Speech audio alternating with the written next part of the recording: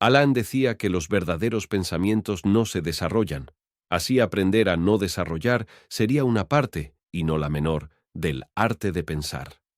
Se trataría, por lo tanto, de pensar por afirmaciones separadas. Alguien dice algo y se mantiene ahí. Ni pruebas, ni razonamiento, ni encadenamiento. Me temo que semejante modo de decir dependa de la declaración imperiosa. Sic dico, sic jubeo.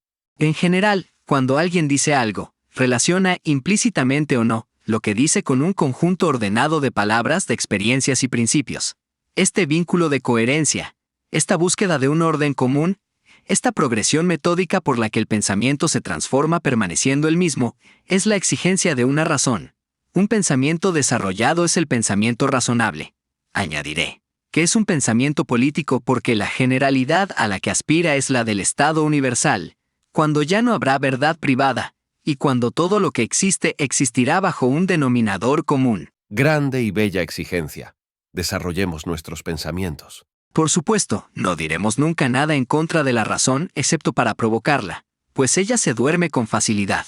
Incluso hay que desarrollar hasta el final, y sabemos que estamos muy alejados de ese desarrollo total. En consecuencia, sepamos que, hoy en día, cuando nuestros hijos desarrollan en 3 puntos, y nuestros maestros en bellos discursos teóricos, tanto unos como otros no hacen nada más que consagrar lo que hay de arbitrario en determinado estado de cosas políticas. Por consiguiente, de nuevo, aprender a no desarrollar. Es aprender a desenmascarar la coacción cultural y social que se expresa, de un modo autoritario, aunque indirecto, a través de las reglas del desarrollo. Esto es correr el riesgo de dar rienda suelta a las potencias de sinrazón. Un grito no se desarrolla. La locura también desarrolla, y las filosofías antiintelectualistas, como lo fue la de Bergson, nos remiten a una continuidad líquida, a una progresión llamada viva que solo constituye un elogio del desarrollo. Alan habla de pensamientos que son verdaderos pensamientos, y no de las manifestaciones de un yo sombrío o de los movimientos de la existencia ilógica. Que esto quede bien precisado. Los verdaderos pensamientos son pensamientos de rechazo del pensamiento natural, del orden legal y económico, el que se impone como una segunda naturaleza, de la espontaneidad que solo es un movimiento de costumbres, sin búsqueda, sin precaución y que pretende ser un movimiento de libertad. Los verdaderos pensamientos preguntan, y preguntar es pensar interrumpiéndose. Pensar contra el tiempo y contra lo intemporal. Sin embargo, me parece que en la frase de Alan hay algo distinto. Los verdaderos pensamientos, que son pensamientos de apertura, nos alcanzan por la sorpresa, pero también de tal modo que, expresados, nos dejan el poder de resistirnos a ellos libremente e incluso de poner a prueba el asombro que nos viene de ellos. Ahora bien, pensamientos que se imponen por el orden en el que se desarrollan, y ese orden, 1, no es nunca puramente intelectual, sino necesariamente político en el sentido amplio. 2. Tienen por efecto a la vez borrar la sorpresa y dejarnos desarmados ante ella. Pensamientos que se desarrollan no se desarrollan según el movimiento y según la razón que está en ellos, pero no dejan de buscar aliados en un modo de exposición cuyo principal mérito es ser conforme a nuestros hábitos o a nuestro ideal de cultura. Escuchamos un sermón o escuchamos una locución radio-televisada. Sabemos perfectamente que su verdad, de ningún modo, está en las ideas que allí se expresan, sino que está toda en el desarrollo y la gesticulación oratorias. Ciertamente, pero nadie pensaría en ir a buscar verdaderos pensamientos en un sermón de iglesia o de Estado. Consideremos las cosas de otro modo.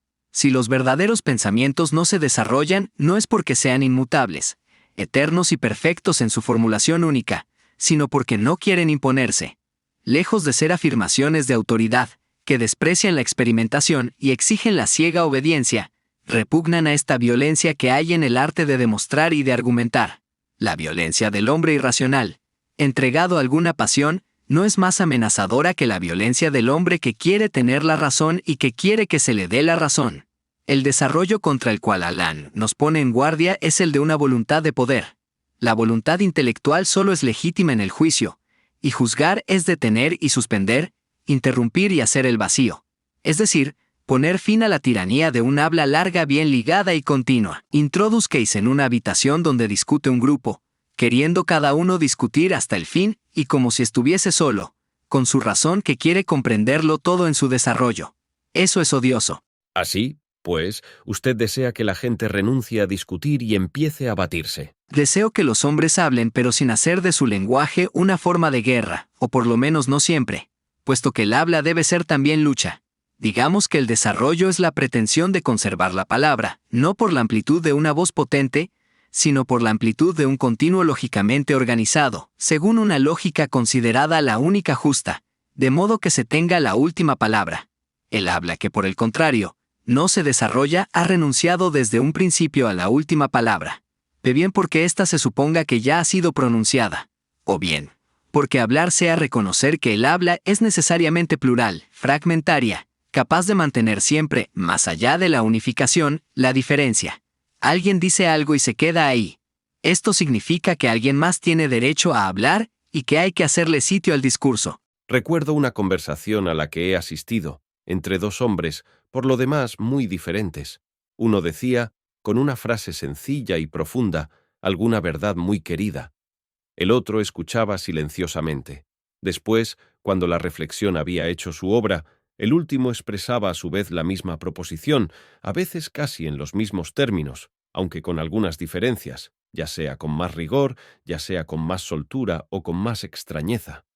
Esa reduplicación de la misma afirmación constituía el más poderoso de los diálogos. Allí nada se había desarrollado, ni opuesto ni modificado. Y manifiestamente el primer interlocutor aprendía mucho e infinitamente de su propia habla repetida, no a causa del acuerdo y la adhesión, sino, por el contrario, gracias a la diferencia infinita. Porque lo que él había dicho en cuanto yo en primera persona es como si lo hubiera expresado de nuevo, en cuanto prójimo, y hubiera sido llevado así a lo desconocido mismo de su pensamiento, allí donde éste, sin alterarse, se convertía en pensamiento absolutamente otro. Pensamiento intercambiado. Pensamiento más bien sustraído al intercambio, quiero decir, a la transacción o la componenda. En cierto modo, lo mismo que no había ninguna relación entre las dos hablas repetidas, no había nada en común entre esos dos hombres, a no ser el movimiento, que los unía estrechamente, de girarse juntos hacia el infinito de un habla, lo que es el sentido de la palabra conversación. Después de haberlos escuchado, me decía que los hombres no tienen motivo para temer la repetición, a condición de buscar en ella, no el medio de convencer por la testarudez, sino la prueba de que, incluso vulto a decir, un pensamiento no se repite, sino la prueba de que, incluso vuelto a decir, un pensamiento no se repite, o incluso que la repetición tan solo hace que lo que se dice entre su diferencia esencial. Decir dos veces la misma cosa, no preocupados por lo idéntico, sino por rechazo de la identidad, y como si la misma frase, al reproducirse, pero desplazándose, se desarrolla como en sí misma y de acuerdo con los rasgos propios del espacio engendrado por el desplazamiento, antes que según la organización exterior del desarrollo retórico. Desembocaríamos, por tanto, en la idea de que los verdaderos pensamientos no se desarrollan, sino que se repiten. Conclusión llena de malentendidos. Pondría tres fórmulas de esclarecimiento. Primero, los verdaderos pensamientos no se desarrollan, porque solo hay verdaderos pensamientos al final de un largo desarrollo que ellos resumen suprimiéndolo. Pensamiento límites, pensamientos del fin del mundo. Segundo, los verdaderos pensamientos no se desarrollan, porque preservan el infinito desarrollo que hay en ellos. Tercero, los pensamientos se dicen con palabras discretas, en el doble sentido de esta palabra. No se imponen y se interrumpen después de dichos. Habla de fragmento, habla discontinuas que preservan entre el ser y la nada la posibilidad de una razón discreta. Habla sin vínculo, entregadas a la incoherencia. Sin vínculo no, ya que el intervalo también puede convertirse en una relación. Me pregunto si Alain, genio literario, no buscaba audazmente, en la formulación poética, el modelo de aquellos pensamientos que deberían ser dichos sin desarrollarse. Poesía y literatura no soportan la insistencia de una significación o de un conjunto de significaciones ya constituidas y que se organicen por la coherencia de un discurso únicamente lógico. El relato, en el sentido más tradicional, es un modo de hablar continuamente, rechazando la continuidad de un habla desarrollado. Nos contentamos con añadir unos a otros acontecimientos separados, solo que la organización de esos acontecimientos en una historia, o bien alrededor de un personaje, o bien alrededor de una idea, no hace sino recuperar a escondidas los principales rasgos de un desarrollo continuo, el desarrollo lineal de una sucesión temporal. Todas las tentativas contemporáneas podrían pasar por un rechazo de los recursos del desarrollo, incluso cuando el autor recurre a los excesos admirables de una continuidad maciza y en todos sentidos. Escribir sin desarrollar. Movimiento que ante todo fue reconocido por la poesía. Exigencia, sin embargo, tardía. Ocurre que, durante mucho tiempo, la literatura solo se ha ocupado del mundo en la medida en que éste parece llevar consigo una respuesta, y ella representaba esta respuesta, y así era para las demás artes entonces figurativas. Pero desde el momento en que se ha afirmado como pregunta acerca del mundo y pregunta acerca de sí misma, pregunta que suspende sensiblemente toda respuesta, ha tenido que romper también con todos los hábitos de una retórica de desarrollo, pues la pregunta insiste, pero no se desarrolla. Había por lo tanto que pensar que la repetición es la insistencia de una interrogación que interroga a diversos niveles, sin por eso afirmarse en términos de pregunta. Repetición que repite no para hechizar, sino para desembrujar el habla del habla misma, y aún más para esfumarla que para hundirla. La repetición responde al instinto de muerte, recordémoslo de paso, es decir, responde a la necesidad o al consejo de esta discreción que plantea entre ser y nada el intervalo propio del habla. La repetición borra el decir y lo desmitifica. Ese es el sentido de la reflexión de Marx sobre los acontecimientos trágicos que se repiten como farsa. Pero, ¿y si a su vez se repite la farsa? ¿Y si aquello que tuvo lugar vuelve siempre de nuevo y de nuevo? ¿Y si aquello que se dijo una vez no solo no deja de decirse, sino que siempre vuelve a comenzar? Y no solo vuelve a comenzar, sino que nos impone la idea de que aquello verdaderamente no ha comenzado nunca, habiendo desde el comienzo comenzado por volver a comenzar, destruyendo con eso el mito de lo inicial o de lo original, al que seguimos estando desconsideradamente sometidos, y vinculando el habla con el movimiento neutro de lo que no tiene ni comienzo ni fin, lo incesante, lo interminable. Recuerdo un verso de Gertrude Stein: A rose is a rose is a rose is a rose. ¿Por qué nos perturba? Porque es el lugar de una contradicción perversa. Por una parte, dice de la rosa que no se puede decir nada sino ella misma, y que así es declarada más bella que si se la llamara bella.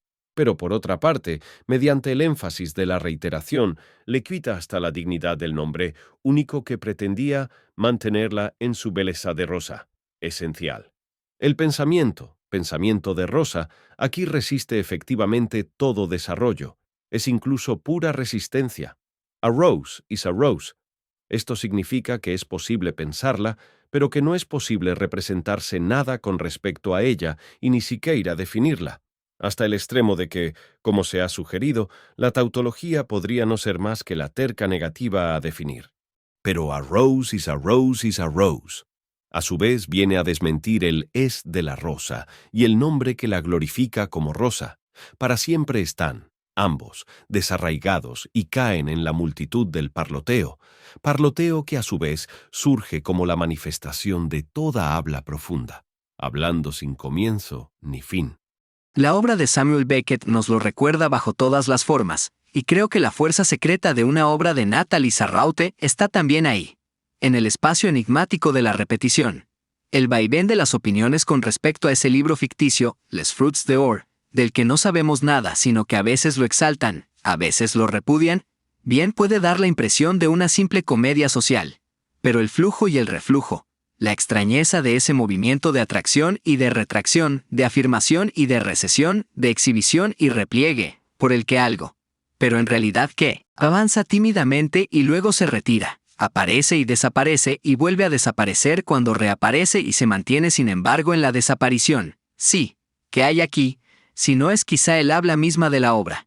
Habla que exige recuerdo y olvido y rememoración, insistencia y borradura y finalmente no exige nada y así se desprende como la afirmación más vulnerable, más fácilmente abjurada y sin embargo siempre intacta y siempre inocente, siempre gastada e ingastable en este desgaste, hasta el instante en el que ella entrega sin ser percibida, su frágil verdad, seguramente maravillosa, seguramente decepcionante.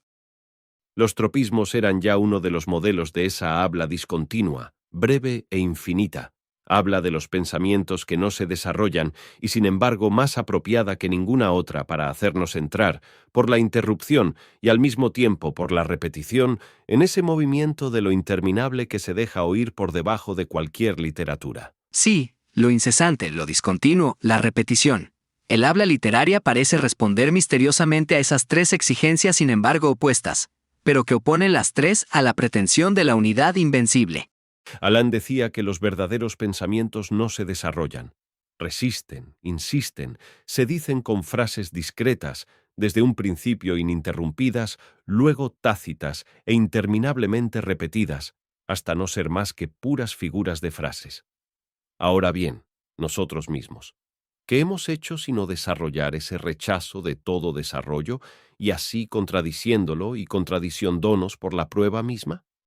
Esto al menos debería advertirnos de que no hay pensamiento que, al desarrollarse, aunque fuere con rigurosos encadenamientos, no terminen por suponer nuevos postulados, incompatibles con el postulado inicial, o cuya incompatibilidad es indemostrable.